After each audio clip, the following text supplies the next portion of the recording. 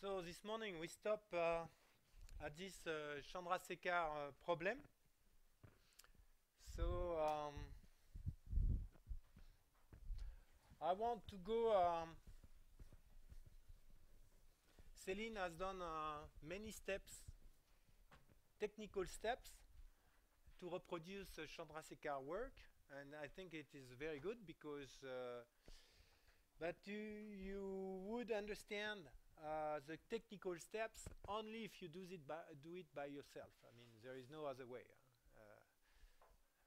So you have the main steps here. So and what Chandrasekhar has done here is kind of generic for any instabilities. So I will try to go through the steps from the physical meaning of the steps because any instabilities will behave this way. Okay, so it's theoretical work. So theoretical works are always like this: hot, cold. You don't know where you are. Okay, and there is a G in this direction. So it's along Z. It's written here. Uh, we use Boussinesq approximation. That's meaning that these do not apply to compressible fluids. For gas, for example, we had a gas lower show gas and fluids. We don't work with Boussinesq. And then the temperature is fixed. And what else? What else? Okay. So the idea is to know how do you develop convection. So the idea is to put a perturbation in the system and to see if this perturbation grows or decays. This is the same idea than kinematic dynamos, same mathematical tools, but we'll go through it to see how it works. So first we take the equations, and we remove every nonlinear terms. So that's the first step, because these instabilities, they are perturbative, they are very small. So nonlinear terms, if you have a very small value of one term, you have a u grad u, for example, here, which has been removed. If u is 10 to the minus 6, u grad u will be 10 to the minus 12. So we remove nonlinear terms because we are considering only small perturbations. So we take the adimension equations. This is the same equation than this one, except we introduce these numbers. We have already Ekman, Rayleigh, Prandtl, you know all of them now. And then, when we don't know what to do, we take the curl. So we take the curl, take the z component of the curl, okay? It makes disappear the pressure and many things. The equation is simpler. And then we take, that give you one component. We have the velocity is 3 vectors, so we need 2 scalars, so we take the curl of the curl. That gives you another equation, independent of this one. And for the temperature, it's easy to write. Okay, so we have 3 equations. And we have T prime, which is the perturbation and temperature, U sub z, which is z component of the velocity, and omega z, which is z component of vorticity. Okay, 3 equations. So the idea of all, we call that linear stability analysis. This is done for any instabilities. This is the way we study them. So then it's easy. We consider instability this form. Okay, with a function of z. Z is the coordinates along the, and you consider a waveform in x and y. And here you have the growth rate. you see if the perturbation is growing in time, with exponentially growing in time or not. So if you suppose a form like this of all of these quantities, you can plot them in these equations. This is what Céline has done, following Chandrasekhar. So these are the three equations. You begin not to recognize them, but these are the same equations. And you have a wave vector, chi squared, which appear, and d is d over dz. Okay? So now we have to find, is it possible to find a solution for these equations?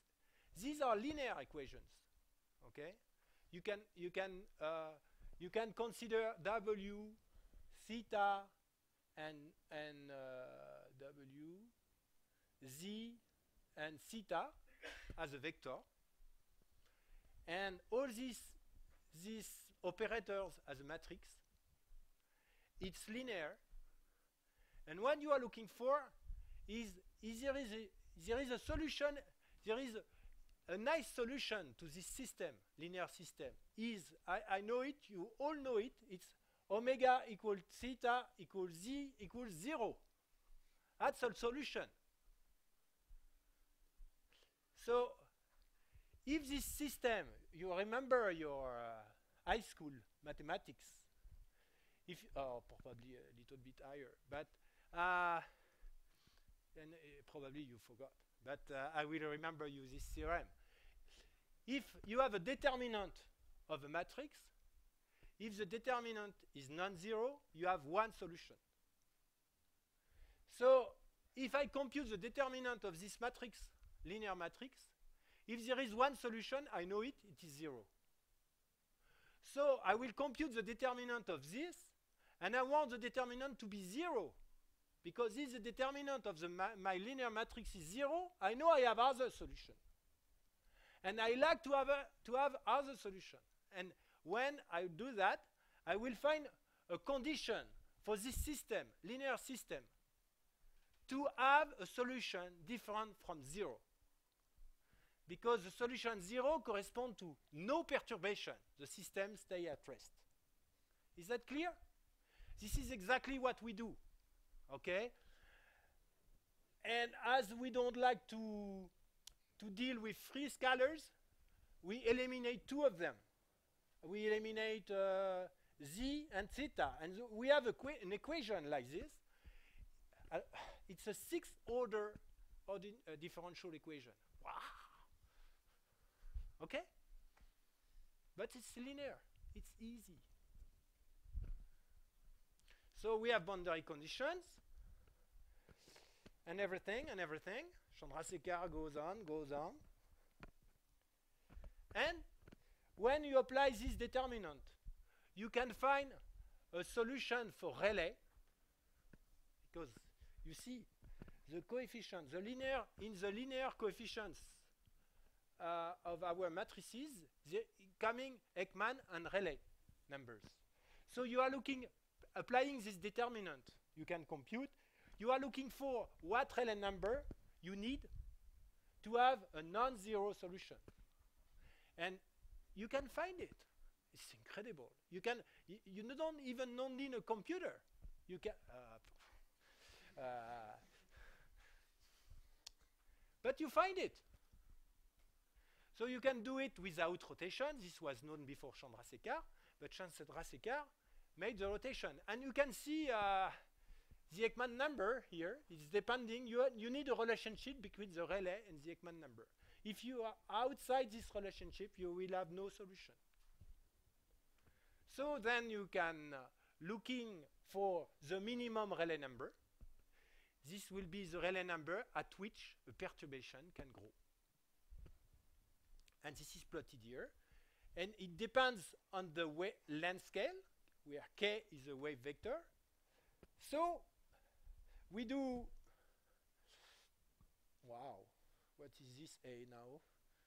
Okay, we are looking for the minimum of this. So as usual, when you're looking for minimum, you apply derivatives, and you can find where for what value of k Rayleigh is minimum.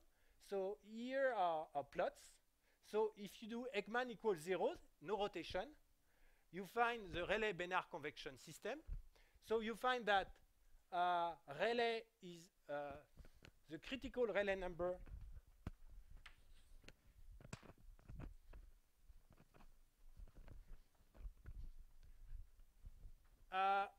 no rotation. The critical Rayleigh number is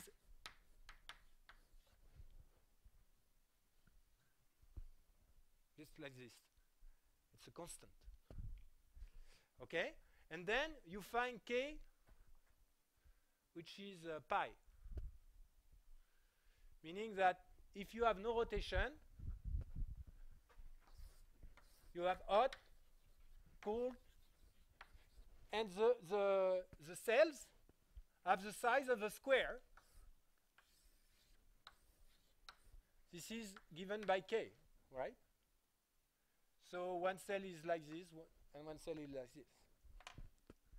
But when you add rotation to it, you see, this is, Céline has computed that. It's nice, huh? Nice graph. You see that for Ekman 10 to minus 4, this is typical of what people are doing in numerical geodynamos. Then the scale increase, the k vector increase, meaning that the scale decrease. The wave vector increase, meaning that the wavelength decreases. And the Rayleigh number, critical Rayleigh number, increase. Meaning what?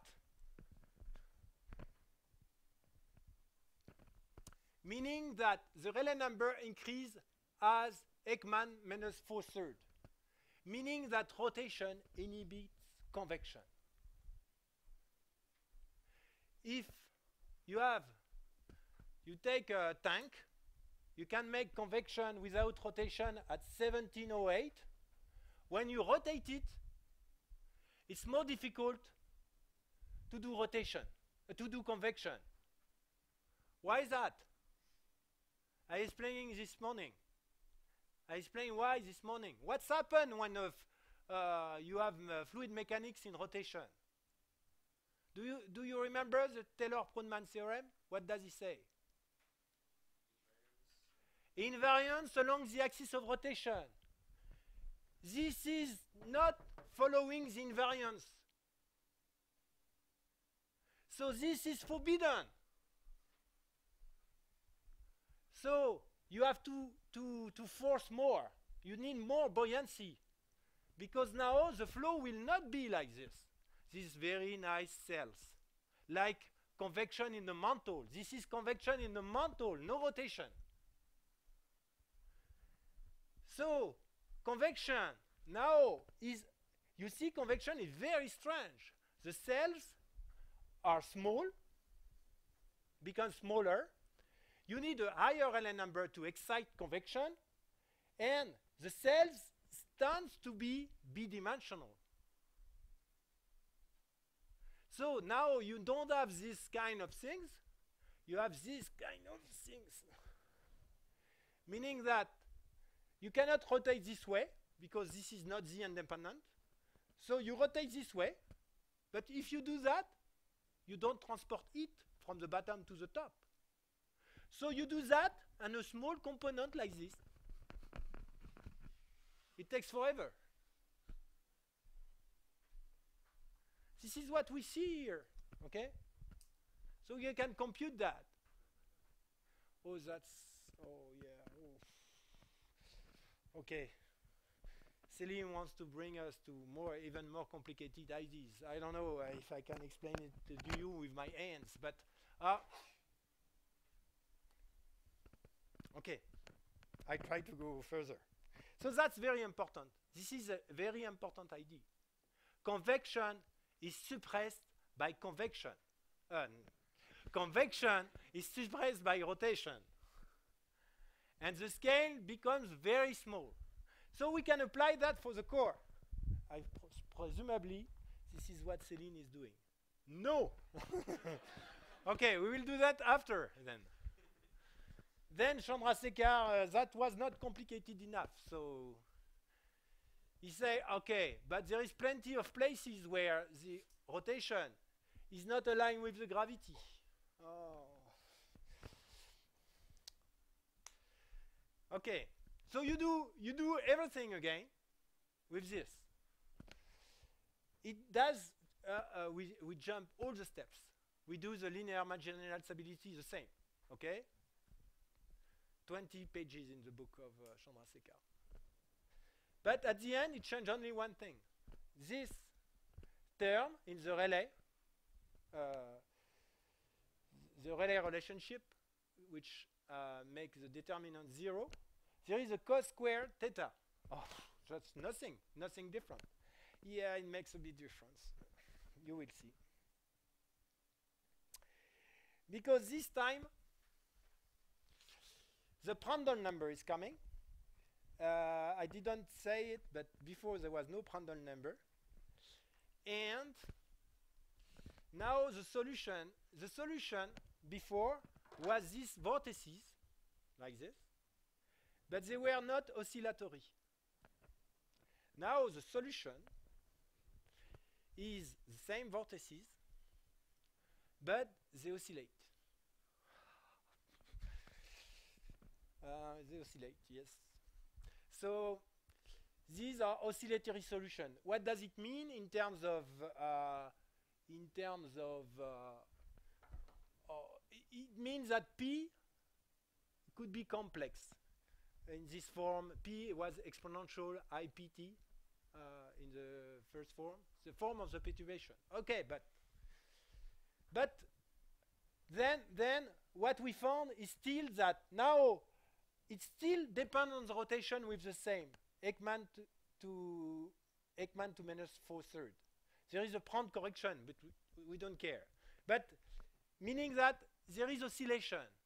It's not anymore a stationary flow. It moves. Why it moves? I can explain it probably here. You see, this is because when it's like this, if you put it right away like this, it just moves very fast. Okay. Okay, I forgot that. That's she's crazy, I mean. She makes me crazy. Okay, there is another very important phenomena. And this one was not studied by Chandrasekhar. Was studied by Busse, Fritz Busse, a German guy. Is the slope. Because the convection inside the Earth is not in a square box. So is the slope doing something? Yes. The answer is yes. And it's doing a lot of things. And it is very important for the Earth. So that's why she was right to put it, even if it's even more complicated. So you follow the same spirit than Chandrasekhar. You do the same thing. But this time, what does it change? It really changes the boundary conditions.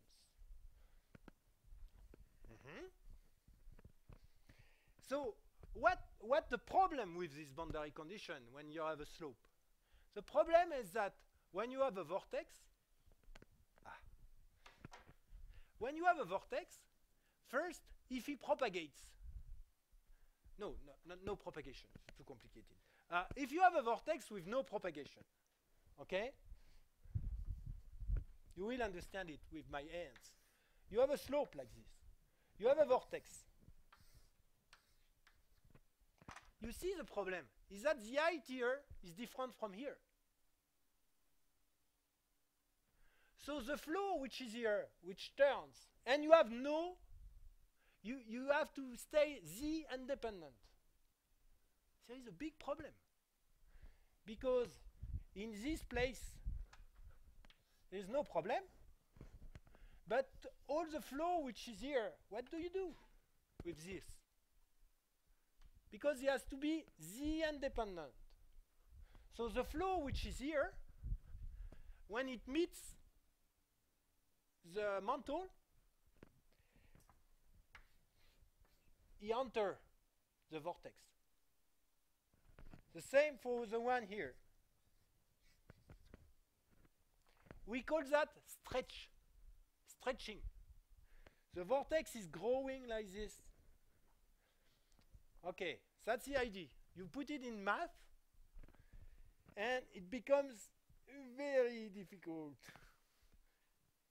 Because this is what she writes here, right? Oh, forget that. Oof. Oh, easy, huh? Easy. But take your time. But easy, really. I can do it. So, oh yeah. The Rayleigh number now becomes very difficult. This beta here, this is a new ingredient. Beta is just the slope of the boundary. So now Rayleigh number is depending on the slope. Wow. So we do all of this. If beta equals 0, we come back to the Chandrasekhar case. Okay, fine. If beta is different 0, we have waves. Okay? These waves are called Rossby waves. And they are very important. They exist in the atmosphere. They explain, this Rossby wave in the atmosphere explain the perturbation we get every 10 days. These perturbations are Rossby waves. They are described by this. This is due to the slope. In the oceans also, we have Rossby waves. And in the core, we have Rossby waves. So I will try to explain Rossby wave by hands, which is much more difficult than by mathematics. Okay. Yeah, if beta is negative, meaning the slope is like this, like for the Earth core, these waves prograde, meaning the same direction than the Earth, rotation Earth. Yes, okay. So how could I explain these waves? Okay, you can explain this like this, but I prefer to do something else. Because you have all the elements to understand these Rossby waves.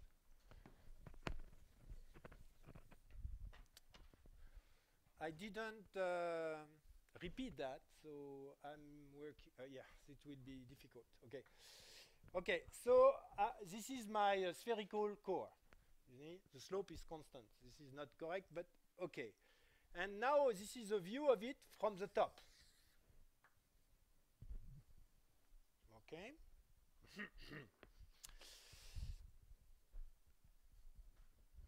Okay.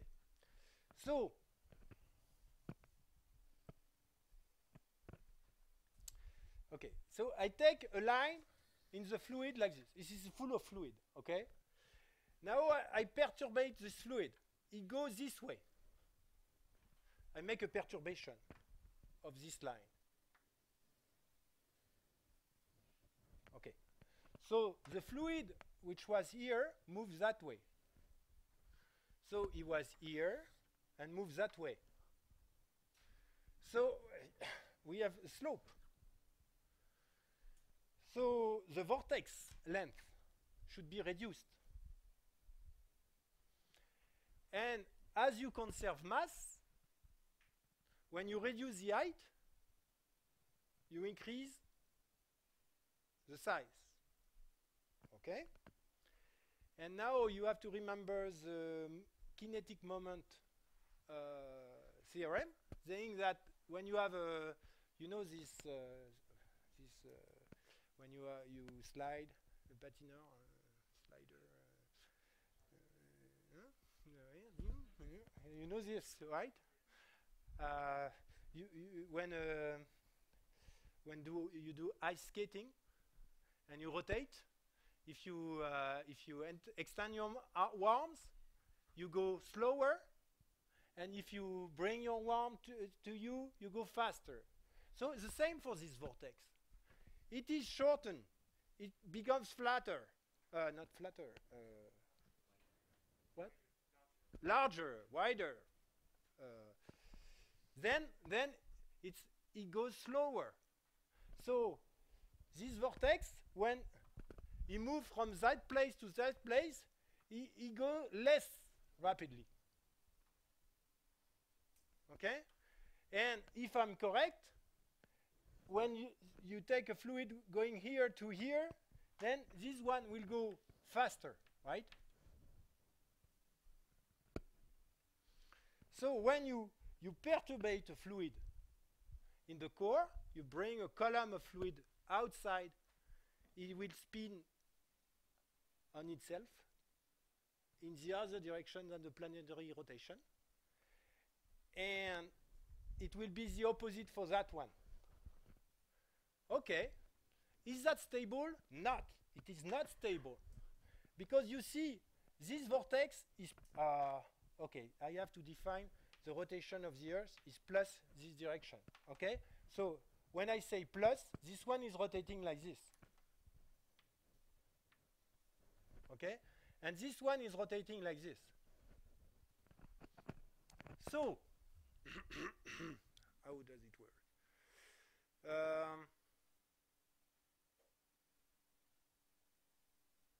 Yeah. So, no.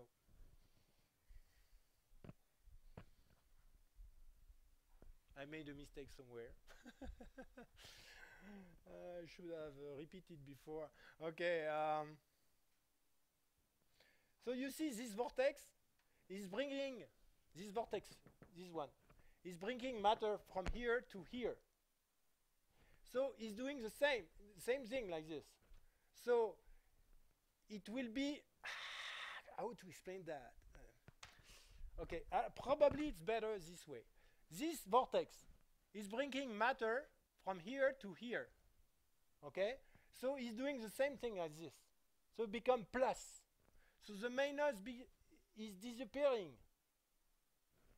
And at this place, on this side of the vortex, it takes matter from here and bringing here. So we make it plus. So this is not stable, this will move. And this will move. This is the thermal Rossby wave. That's the way it works. It's connected to the stretching of the vortices and the conservation of momentum. So what's happened is that thermal convection makes vortices, and because of the beta effect, the slope, these vortices, they move in the prograde direction. This is what is shown here. And this is what is written here too. And you can compute them. So that's Emmanuel Dormy thesis a long time ago, 98. That was my first student. I'm very proud of this. He was very good. He's still very good researcher in Paris, in ENS. And we can compute these Rossby waves for 10 to minus 4, 10 to minus 5, 10 to minus 6. And what you see is that when you increase rotation, when you decrease the Ekman number, the scale becomes smaller, okay? And, oh yeah. And you don't see it here, but this is propagation. These vortices, they don't stay at the same place. They just move very fast. And the larger they are, the faster they propagate. Because if you are a very small vortex, you don't feel the slope too much. But if you have a very large vortex, you feel the slope a lot. So you propagate very fast. And this is difficult, my God. And they are not straight anymore. They are spiral. Because the slope is varying. Instead of having a constant slope, like Busse did in 70, we have now a spherical slope. So as the vortex is going out, it feels the slope which is larger. So this thermal Rossby wave is spiral. Oh yeah, you see? That's what we deduce from linear marginal stability. There is no non-linearities in this. This is linear, the easy bit of it. Okay? What next? Ah, yeah. She knew that I would be in the room, Céline. So she put some picture of my own thesis. Okay, this is the work I've done for my thesis. So it's thermal convection, but these are experiments. Okay? So we wanted to see this thermal Rossby waves. So we have a plexiglass sphere, and we have a Nino core, and we heat it. No, we cool it, actually. Because we use, to make gravity in this kind of experiment, we use a centrifugal force. So the centrifugal force, we rotate this sphere like crazy. And there is a centrifugal force. You use the centrifugal force as gravity. So you have to reverse temperature to make gravity central. Oh, yeah. Okay, believe me.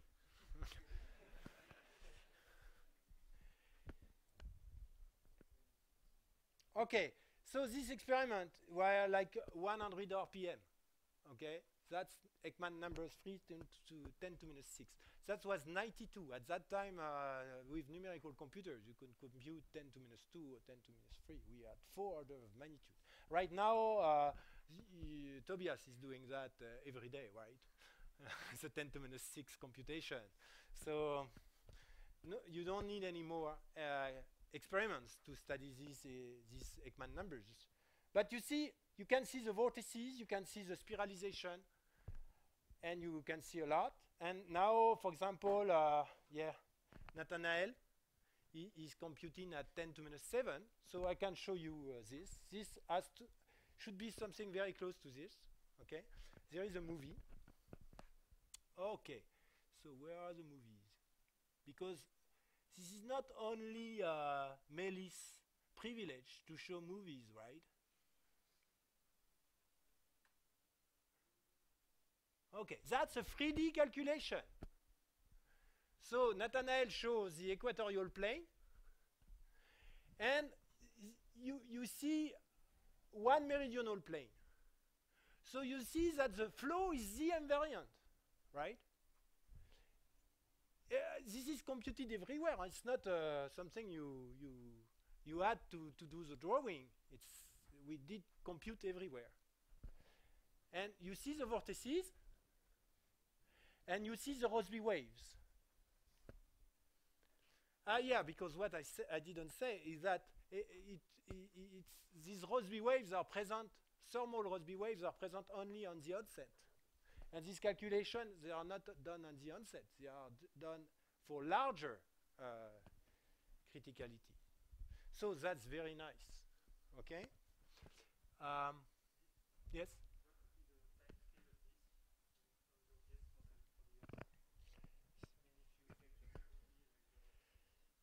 It depends on how critical you are, actually. So we don't know. Melis says that the Rayleigh number in the core was 10 to the 27, the Rayleigh number, she said yesterday. So you were very impressed, right? Because the mantle one was like something 10 to the 6 or 7. So 20 is of magnitude larger. But what she forgot to tell you is that the critical Rayleigh number also increased with the rotation. And it is possible that the critical Rayleigh number is 10 to the 24.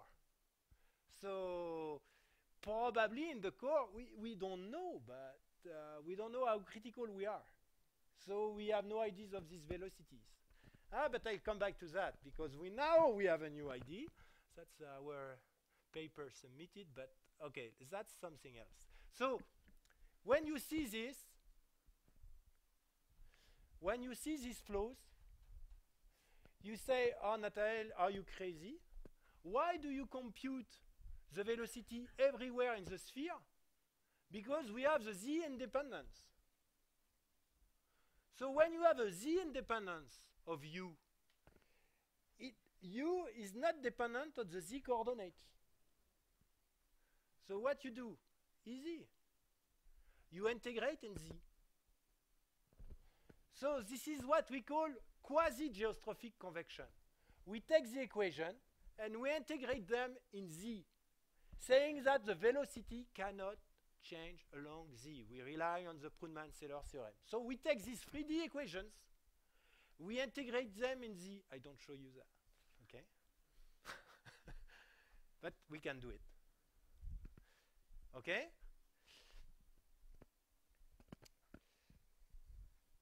But there is a problem. Okay, first, because I was kind of stupid, I integrate on Z also the temperature. But the temperature is 3D, okay? So during Céline says this, 10 years ago, what she has done is she reproduced the Z integration for the velocity, but keep temperature in 3D. So at each time step, she was computed velocity in the equatorial plane and extrapolate to the temperature in 3D, compute the buoyancy force, and compute the Z integration of the buoyancy force, compute the velocity in 2D. We have done that. Okay?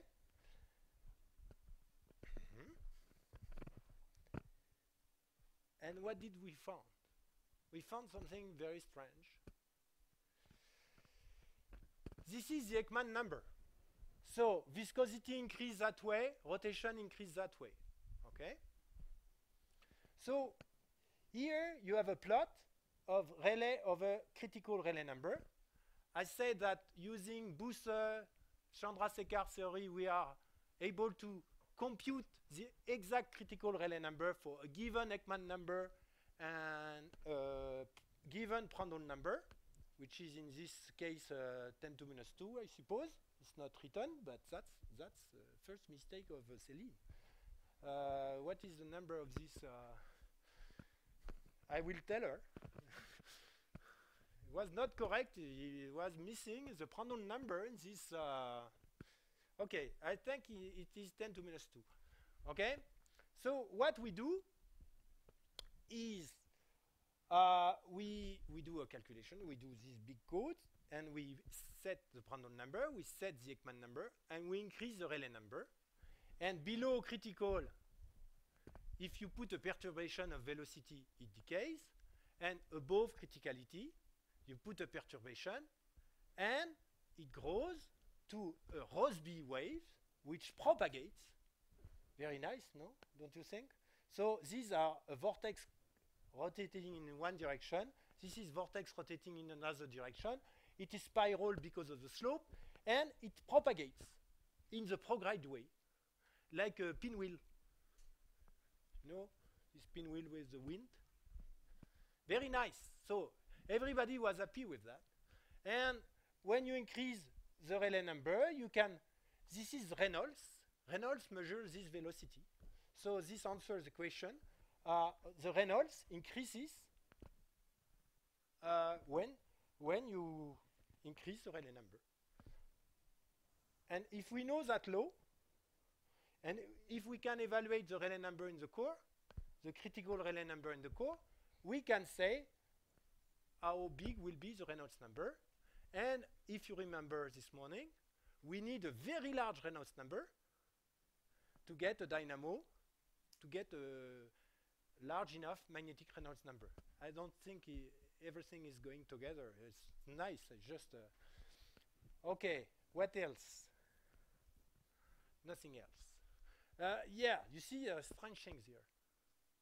That was noticed before by numericists, and we didn't understand that. But what we have done, we reduce the Ekman number, 10 to minus 6. And 10 to minus 6, this is the blue points. Something strange happened here.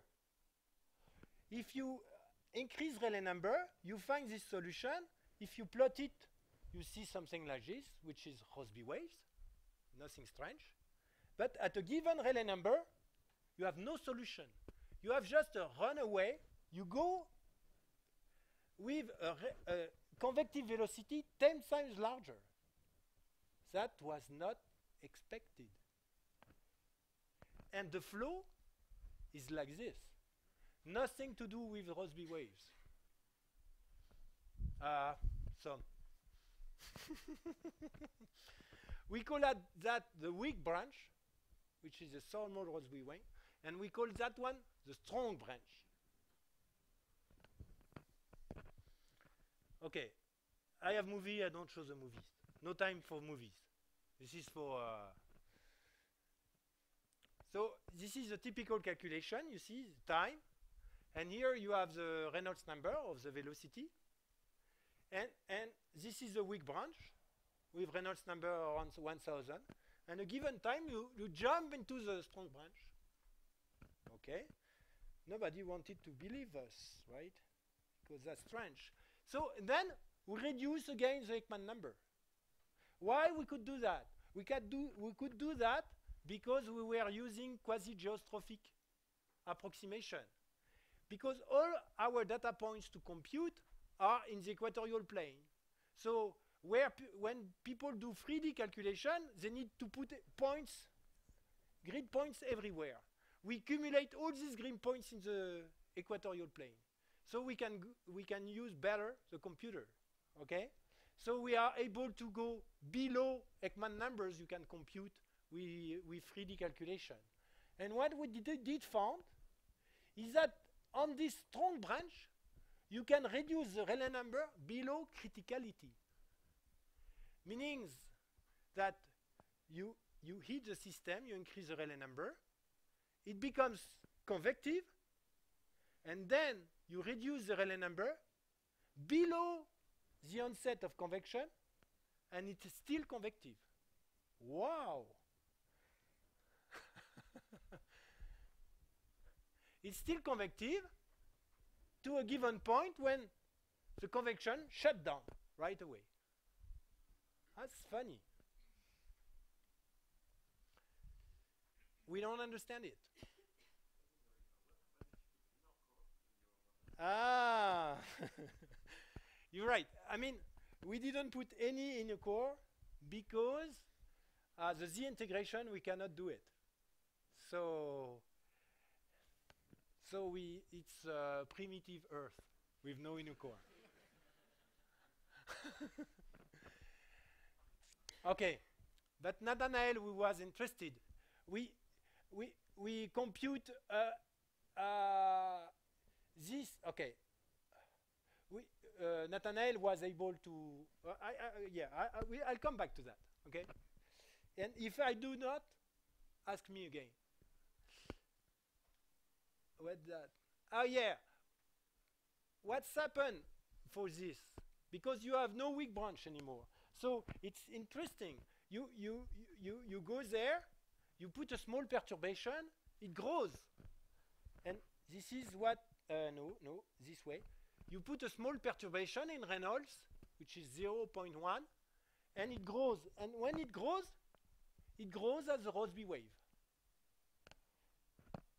And when you reach the strong branch, you have Rossby waves outside, but you have vortices inside. Okay. So this is what is called subcriticality, meaning that, so to explain subcriticality, you need non-linearities. So that's why Chandrasekhar couldn't prove it. We cannot find it. Subcriticality means that the flow itself change the condition which inhibit the convection for small perturbation.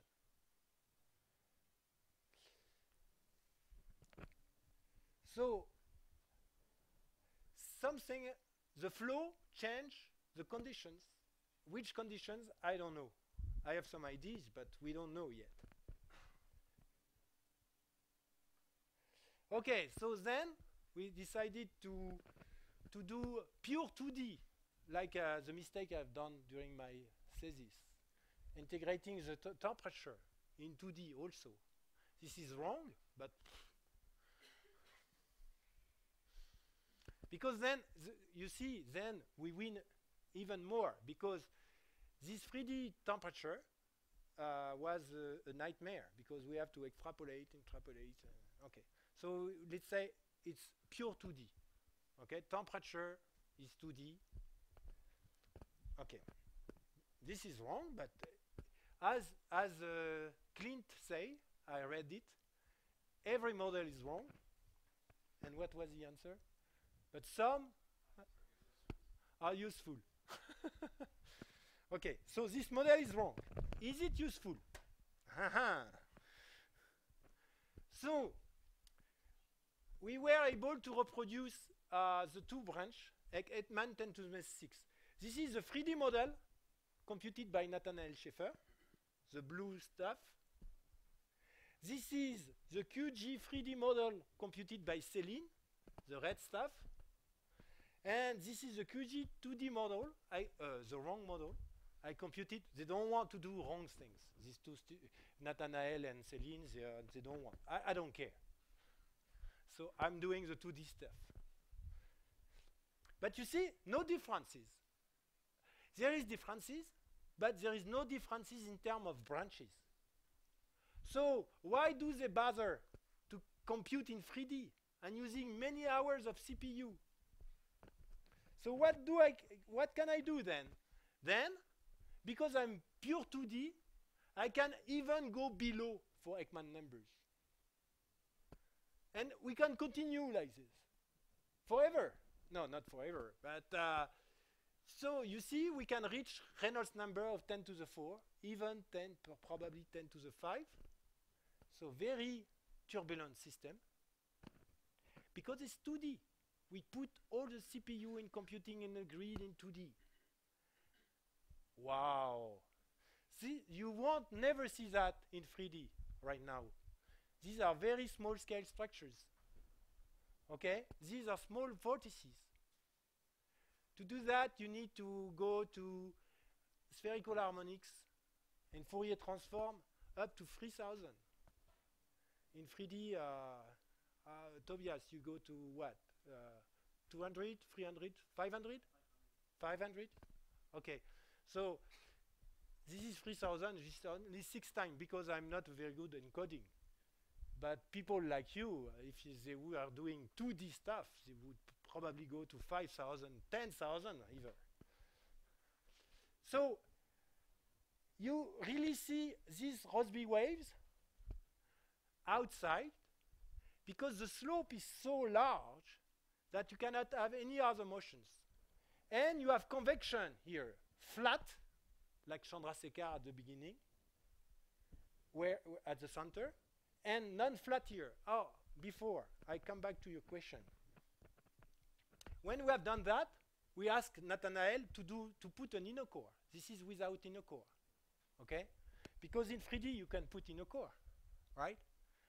And he finds subcriticality too. So the inner core doesn't change anything. It does change things, but so what can we do with that?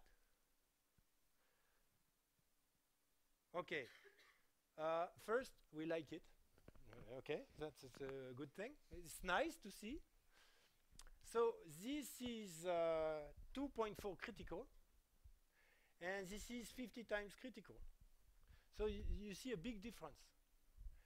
Because when you are here, you see the kind of structures like this. So I show you movies. What did she? Oh, yeah. So that's 10 to minus 8, because Nathanael was able to compute 10 to minus 8, and we could compare 10 to minus 8 between QG. That's 10 to minus 9, that's 10 to minus 10, and that's 10 to minus 11. I computed that in 2D.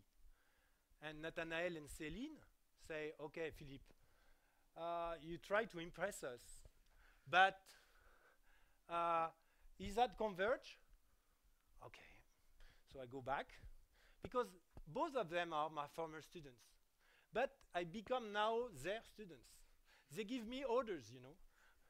They tell me, I'm not sure this is converge, Philippe. Go back to work. So I come back to my office and increase the resolution. Wait for 2 weeks, the answer. Then I bring back the same maps, show them to them. This is converge. So if you can increase the resolution, you can compute a lower Ekman number. Philippe, go back to your work and compute a lower Ekman number. So I come back to my office and compute 10 to minus 11. And you cannot see, but it's become very tiny convective cells, okay? And you have to increase them to follow them. You have Rossby waves, and you have convections. So that's the Ekman number of the moon core. So no need for extrapolation anymore. You have here a view of how the moon is convecting today, because there is no magnetic field in the moon anymore. So if it convex, it's like this, probably. So now people can do 2D, and probably because I'm not very good, probably with good numerical coding, you can go to 10 to minus 12 or 10 to minus 13. So we are approaching Ekman numbers of the Earth core. Okay. So we were interested in this size of the vortices. And could we predict the size of the vortices? That was what we do with this calculation, because it's a thing to do calculation. Many people are able to do calculation, but then you have to interpret your calculation and find something interesting to sell. If you have nothing to sell, nobody cares. So we focus our study on the size. Okay. And, okay, how do I explain that? This is convective velocity. Before what written in Reynolds number, but we prefer to write here in Rossby number. And as I said this morning, the Rossby number is just the Reynolds number, Ekman number. So you can, knowing the Reynolds number, you can compute the Rossby number. Okay? So this is all calculation we have done. The blue dots are QG2D. The red ones are QG3D. We call it hybrid. And the green ones are 3D. So we can do 3D up to here.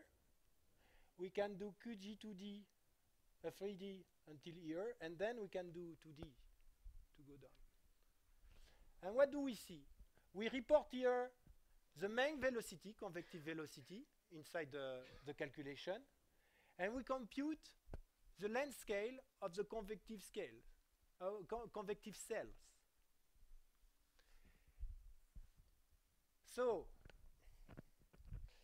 here you see generally people try to the input parameters. They are the Rayleigh number, the Ekman number, the Prandtl number. Here you have no input parameter.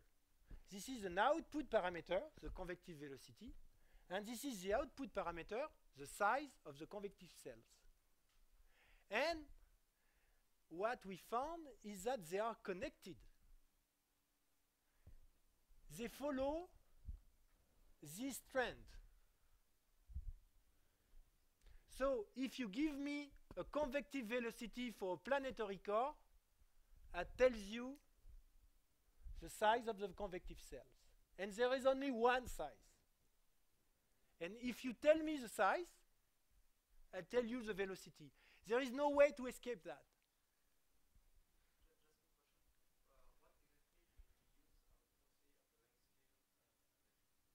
Okay, so there is different way of determining the length scale. We have done different things because we were three people, three authors, and we had three different ideas. That's good because what I've done myself is taking the radial velocity and compute correlations. Okay, so you give a point and you do a correlation with U sub r. It's exactly what you shown in time, a time shift. I have done that, correlations. And you find autocorrelation at the point we are, and then you have a correlation curve. And it's like this, your correlation function, and I measure this, and this L is this. So I've done this way. Céline has done the other way. Céline, she used the spectral method. So she plot the spectra, and we discussed with Tobias about that. And there is a peak in the spectra. It gives you a M, and from that you can deduce. And Nathanael has done another way, using by Christensen a long time ago. All way gives the same rules. Same. It changed a bit where these points are, but you have the same trend. And these error bars correspond to variations because it's very turbulent. So you did it and many snapshots, and okay.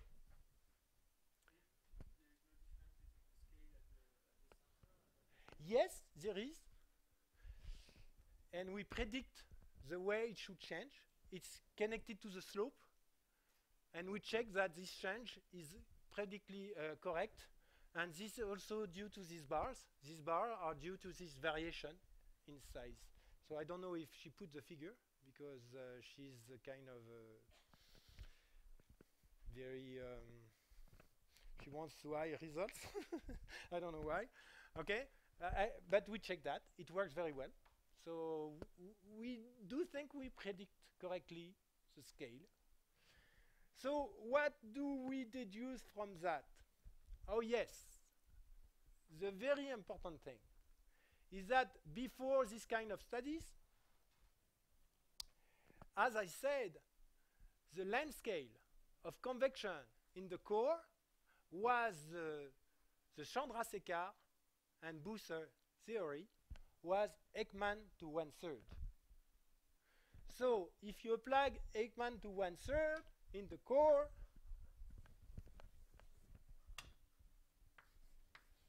this is Ekman in the core. Ekman to 1/3, it's easy. The size, typical size, is 10 to minus 1/3, 10 to minus 5. The radius of the core. So 3,000 kilometers. You divided 3,000 kilometers. That's 3 10 to the 6 kilometer. You divide it by 10 to the 5. It gives you 10 meters. That we didn't say that for 30 years, but we expect the convection cells at the onset, according to the theory of Chandrasekhar and Buser, to be columns in the core of 10 meters size. 30 meters size, I'm sorry. 30 meters. That was first impossible to model in a numerical way because you have to model the core 3,000 kilometers and cells of 30 meters. That's why people were using Ekman 10 to minus 6, because with Ekman 10 to minus 6 in 3D, you do the 1/3 law and you come to 10 to minus 2. So the convective cells with Ekman 10 to minus 6 are around 10 to minus 2. That's why people like Tobias and others and myself, we were using resolution of 500, meaning that we are able to describe this Ekman to 1/3 dependence. But with such a theory, we had no hope to describe ever convection in cores with Ekman numbers of very low Ekman numbers, because we knew already that we will be able to have the resolution to solve this small scale. So, small scale, so for the Earth core, we don't know what is the Rossby number, but people believe that the Rossby number is around 10 to the 6 or 10 to the 5.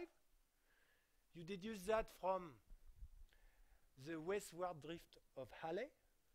Okay, it gives you that numbers. Then you know that in the core, the convective cells is 10 to minus 2 instead of 10 to minus 5. So convective cells in the core are 30 kilometers scale. This is what we predict. And to be larger cells, you need larger Rossby number. So you need more power.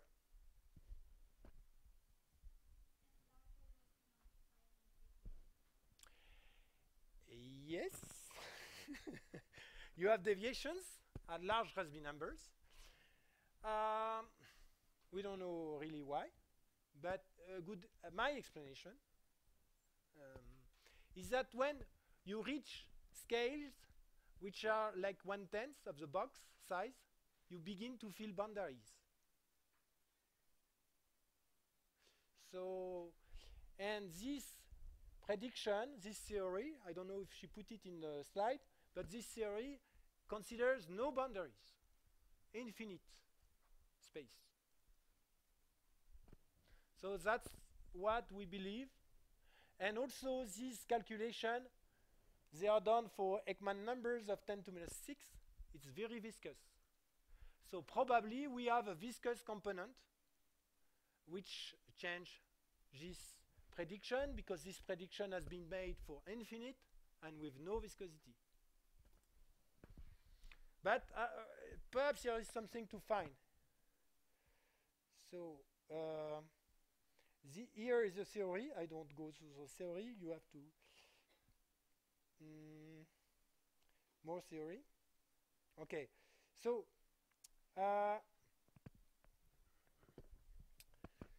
this is a good news for dynamo modeling, because what we are telling people is that if you have no magnetic field, the convection cannot be with scale smaller than 100 times the size of the cell, the box.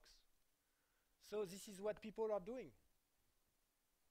They are not using the right Ekman numbers, but this is because they don't use the right Rayleigh number. If they would have used the right Reynolds number, Rayleigh number, the size of their cells will be increased. The increase of the cell is due to turbulence. And the 3D calculations are not turbulent enough to see this. But they have the right scale. It's difficult to explain. So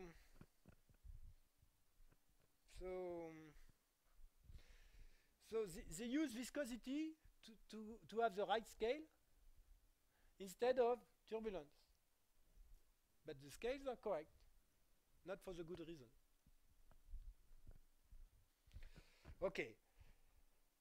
Another interesting thing we found is the zonal flows. And I'm very keen of zonal flows myself. I like them, just like them. So what is a zonal flow? The zonal flow, to see it, the best is to look at a movie.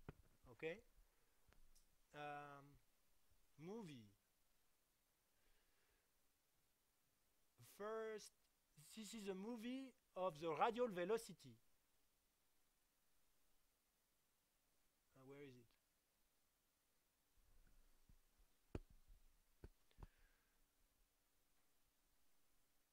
So this is 10 to the 4. So this means 20,000. These are Reynolds numbers. Oh, okay, I understand. That's at the 3D. So that's 2D probably. I didn't make the movie. So these are the radial velocities. And you see that you have zonal bands, okay? And if you look at now, so I have to stop that one. U sub phi, the zonal component. Wow, do you like it? I love it. I just love it. So when you increase the Reynolds number, at the beginning, okay, that's difficult to explain. Huh? Okay, at the beginning, as I showed, there is no zonal flow because zonal flow is not produced by buoyancy. You see this, forget all this tiny stuff. A motion with going like this is not transporting heat. Because all this motion, what they want to do is transport heat from the center to the outside. So the radial motion is doing that. But this zonal motion, they are not doing that. So we don't expect zonal motion to be present because if you write down, perhaps she has done it, if you write down the zonal flow equation,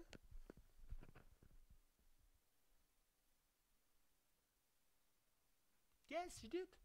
She's just perfect. If you write down, you take the equation, you write down the zonal part, which is the average in phi of U sub phi. You take this equation, and you see no buoyancy, no source term in this equation. The only source term you have is the turbulence, the Reynolds stress. So the zonal flow is produced by the convective flow. So when you have not a lot of convective flow, you don't have a lot of zonal flow. But when you increase the convective flow, it turns out that the zonal flow even becomes larger than the convective flow. That's crazy, because the convective flow is doing the zonal flow, and the zonal flow becomes larger. And this is common. We do see it in the atmosphere. We have west wind. There are zonal flows produced by convection, Rossby waves. And we do see it in Jupiter atmosphere, where you have these very large zonal flows. Okay, so nobody is able to predict right now how many bands you can produce, what is the amplitude of the zonal flow you can produce for a given Rayleigh number. So this is what we are trying to do with this numerical simulation now, is to quantify the zonal flows. And these are preliminary results. These are different criticality, 1.5 critical, 2.5, instead 15. So at the beginning you have small zonal flows, they become larger, and you see there is plenty of zonal flows going one way, the other way. This is latitudinal view, okay? You have different zonal flows, and positive and negative. We notice, I don't know if you see it, but we notice that this curvature is different from this one, and we could explain it.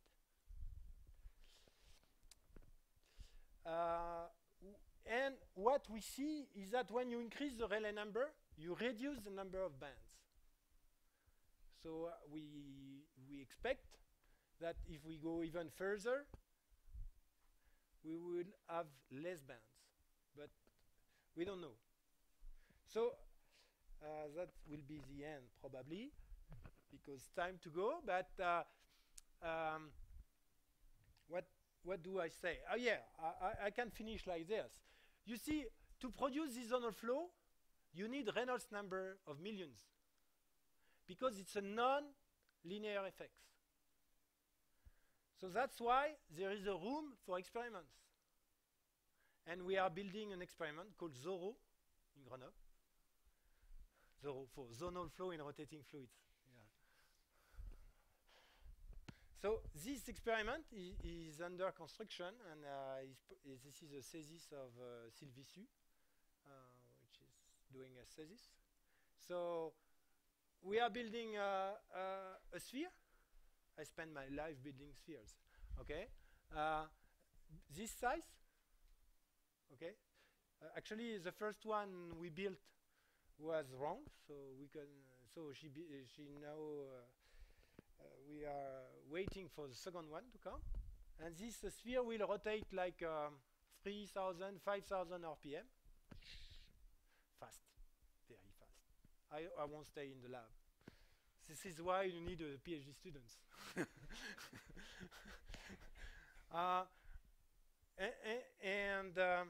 Because you need to have very low Ekman numbers, so we will reach 10 to minus 7 probably. My dream will be to have a sphere of 3 meters, like the American one.